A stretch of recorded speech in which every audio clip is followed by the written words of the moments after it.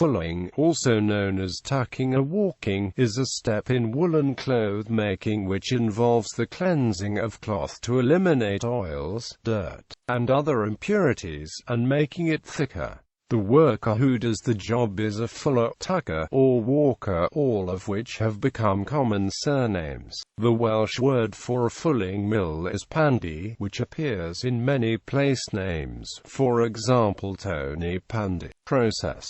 Fulling involves two processes, scouring and milling. Originally, fulling was carried out by pounding the woolen cloth with the fuller's feet, or hands, or a club. In Scottish Gaelic tradition, this process was accompanied by walking songs, which women sang to set the pace. For the medieval period, however, fulling was often carried out in a watermill. These processes are followed by stretching the cloth on great frames known as tenters, to which it is attached by tenterhooks. It is from this process that the phrase being on tenterhooks is derived, as meaning to be held in suspense. The area where the tenters were erected was known as a tenter ground. Scouring. In Roman times, fulling was conducted by slaves working the cloth while ankle-deep in tubs of human urine. Urine was so important to the fulling business that it was taxed. Stale urine, known as wash,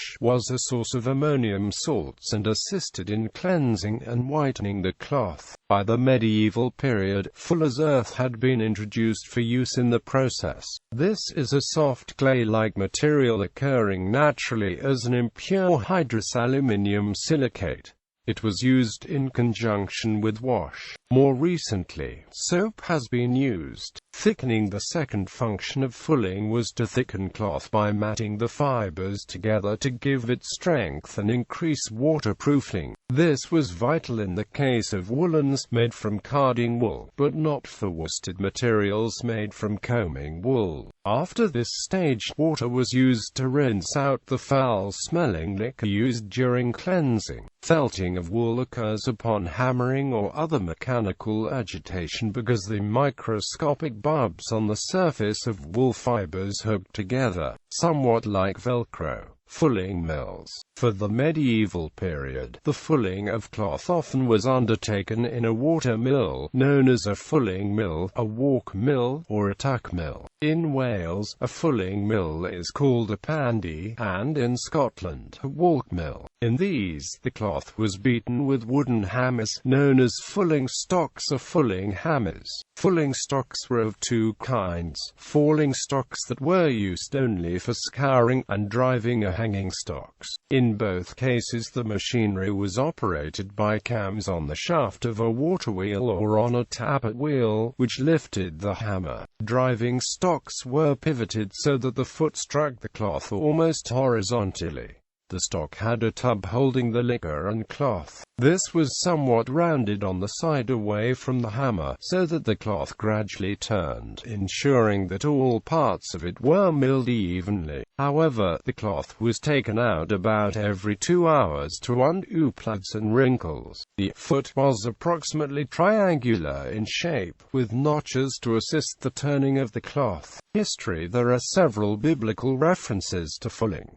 The first references to fulling mills are reported in Persia from the 10th century. By the time of the Crusades in the late 11th century, fulling mills were active throughout the medieval Islamic world. From Islamic Spain and North Africa in the west to Central Asia in the east, they appear to have originated in 9th or 10th century in the Islamic world, either in the Middle East or North Africa. Mechanical fulling was subsequently disseminated into Western Europe through Islamic Spain and Italy in the 11th and 12th centuries. The earliest known reference to a fulling mill in France, which dates from about 1086, was discovered in Normandy. Bibliography. Online Etymology Dictionary. Retrieved June 30, 2005. E. Cascott, Early Cloth Fulling and Its Machinery, trans.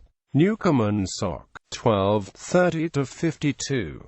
E. M. Carus Wilson, An Industrial Revolution of the 13th Century, Economic History Review, Old Series, 11, 39–60. Reginald Leonard, Early English Fulling Mills, Additional Examples, Economic History Review, New Series, 3, 342–343. R. A. Pelham, Fulling Mills, c. 1958. A. J. Parkinson, Fulling Mills in Merioneth J. Merioneth His, and Amprec, Soc. 9, 420–456. D. Drutunas, Felting, Vogue Knitting, The Basics, 6th and Amp, Spring Books, NY, p. 10.